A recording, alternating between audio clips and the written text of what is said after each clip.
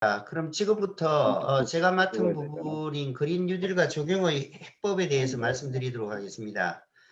먼저 그 전체 내용은 그린 뉴딜의 이해 그리고 한국판 그린 뉴딜 적용의 해법 마무리하는 순서로 진행하도록 하겠습니다. 그럼 먼저 그린 뉴딜이 뭐냐 알아보도록 하겠습니다. 여러분도 잘 아시다시피 그린 뉴딜은 화석연료 그러니까 1700년대에 전기기관이 발명이 되고 그리고 그 이후에 천연가스나 석유, 석탄과 같은 화석연료가 이제 문제가 되었습니다.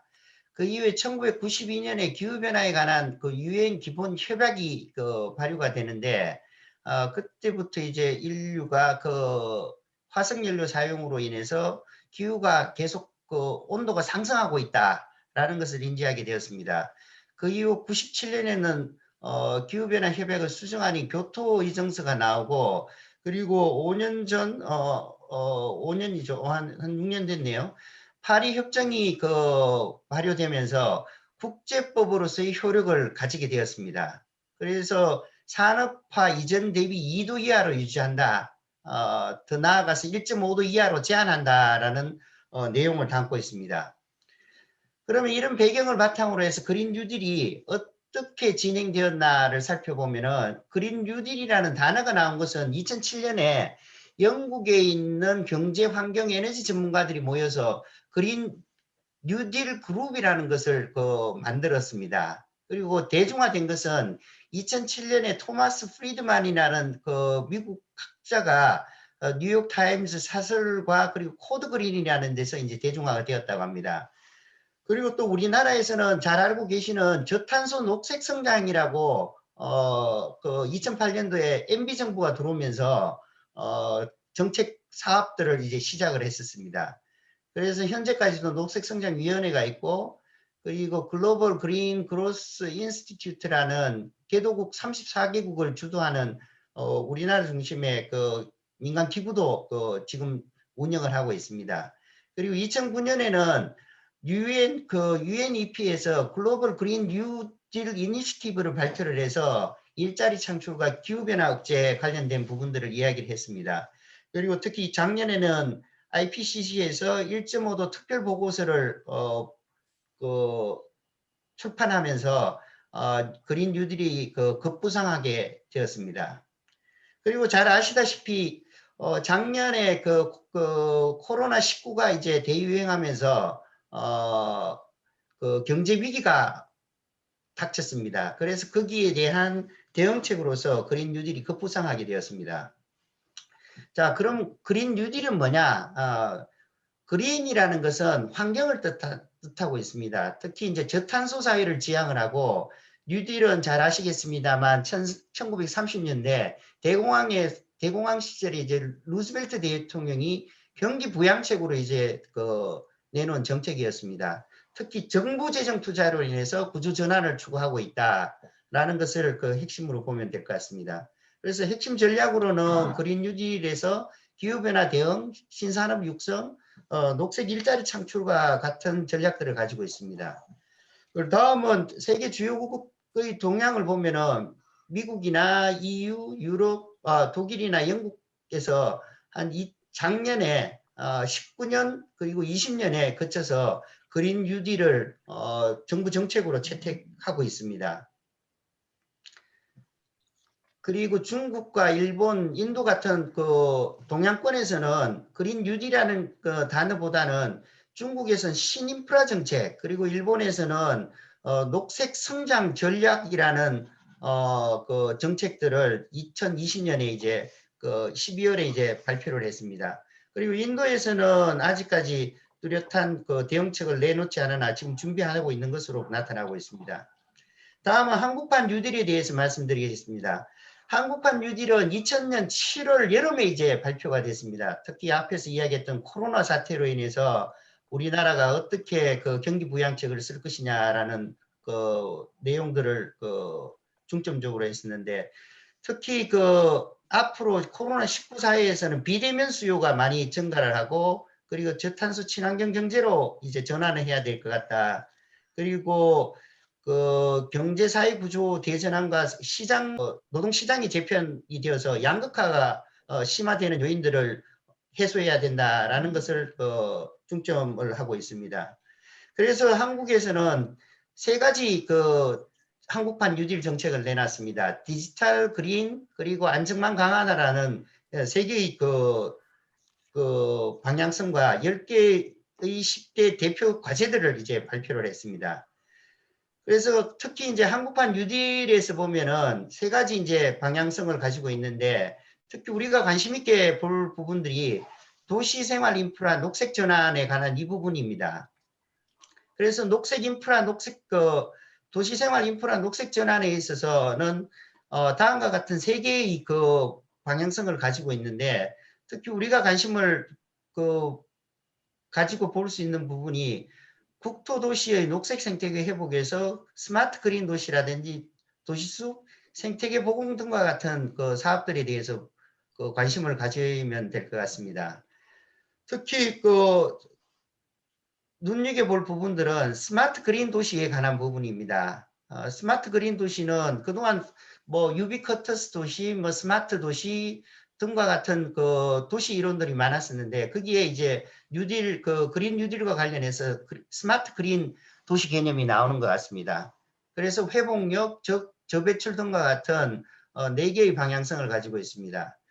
그래서 스마트 그린 도시에 대해서 정책 사업들이 어떻게 전개되었는지를 살펴보니까, 작년 12월에 25개 시군에 대해서 2,900억 국비와 지방비를 가지고 종합선도용 5개소, 문제해결 20개소를 선정을 했습니다. 그래서 종합선도용은 화성시를 비롯해서 4개, 그리고 5개고, 문제 해결형은 진천군을 비롯해서 20개인데, 그 내용 중에서 우리 적용 분야와 관련된 내용들을 추출해 봤습니다.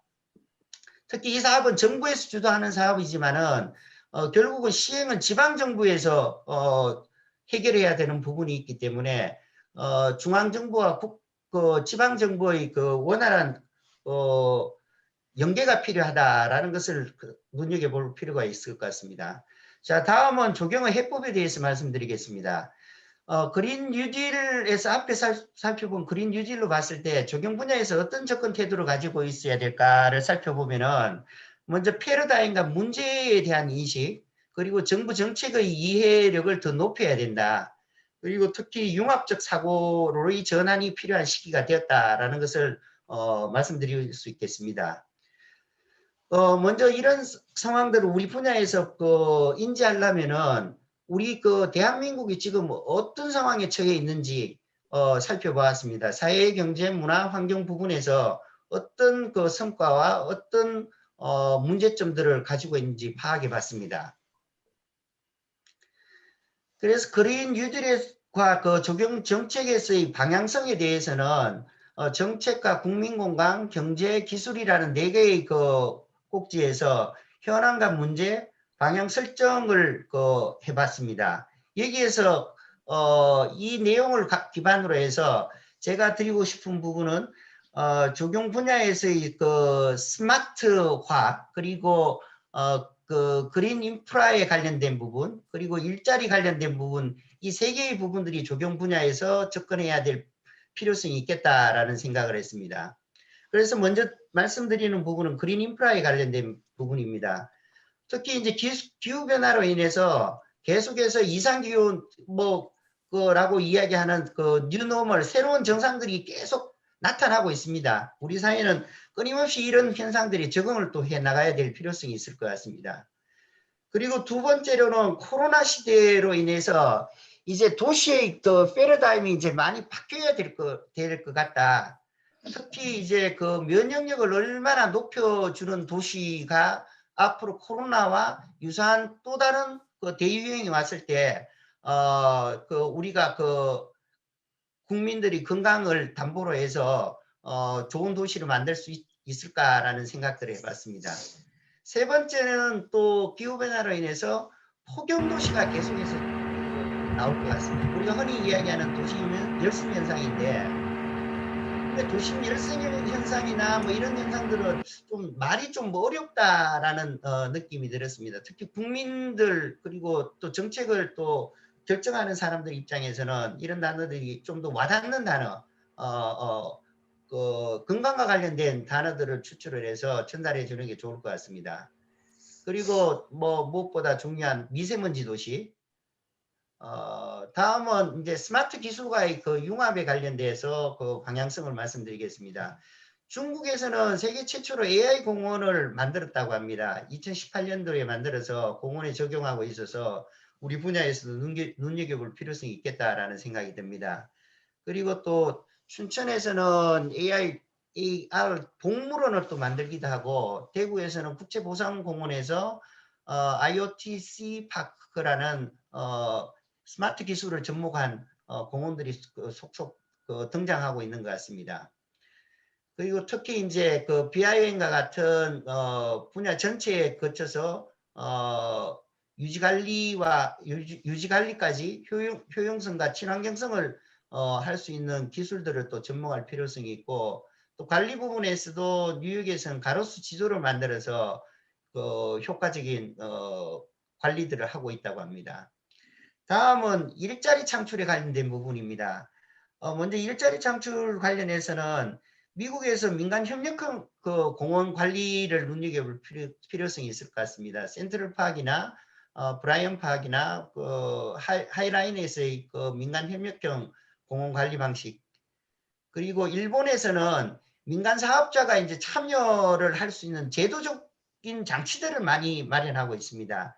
그래서 지정관리자 제도라든지 그리고 설치관리 허가제라든지 최근 2018년에는 파크 PIF 사업이라고 해서 이 그 20년 이상 그 시설 운영을 하고 투자비를 회수해가는 방식들을 속속 만들고 있는 것 같습니다.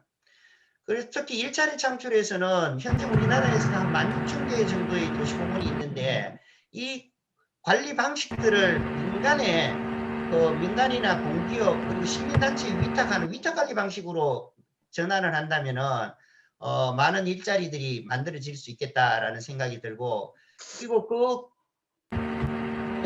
기존의 사례를 통해서 살펴보면은 그 기관들을 통해서 시민 참여들을 활성화함으로써 그 일자리들이 더 늘어날 수 있겠다라는 생각을 했습니다. 그리고 특히 한국에서는 그린 트러스트를 중심으로 해서 조직적인 참여를 하고 있고 공원 관리 단체들도 활성화되고 있는 것 같습니다. 그리고 특히 시민들이 많이 참여해서 일자리를 만들 수 있는 이용 프로그램에 대한 부분들도 주목할 필요성이 있을 것 같습니다. 그래서 그린 뉴딜에서 적용의 파급 효과를 살펴보면은 경제적인 그 효용성, 뭐 도시 문화적인 효용성, 도시 그 녹색 기반으로서 그 효용성, 그리고 지속 가능성에 대한 효용성으로 파급 효과들을 볼 수 있습니다. 그리고 마지막으로는 이 그 국가 정책과 적용 분야에서 위해서 어떤 그 방식들이 필요할까라는 생각들을 해봤습니다. 제가 2016년도에 인터뷰한 기사가 생각이 났습니다. 적용 분야에서 가장 필요한 거는 국가적인 그 행정 시스템에서에 대한 이해들을 필요하다라고 생각을 해서 정책학회에서 참여하기도 하고 라펜트에서 글을 싣기도 했었습니다. 그리고 작년에는 한국적용학회와 한국행정학회가 학술 교류를 통해서 작년 가을에는 대한민국 균형 발전 박람회에도 참여를 해서 조경직 활성화라든지 지방단체에서의 조경 행정 발전 방안들도 이야기를 했었습니다. 그리고 특히 그 국가 정책이나 그 지방 정책을 이해하기 위해서는 중앙이나 지방에 대한 행정기관에 대한 이해들도 필요하고, 그리고 입법기관에 대한 이해들, 그리고 거기에서 종사하는 공무원 선발에 관해서도 우리 분야에서 적극적으로 참여를 해서 많은 앞으로의 업적들이 필요하지 않을까라는 생각을 하게 됐습니다. 이상으로 제가 발표한 준비들은 여기까지 말씀드리도록 하겠습니다. 고맙습니다.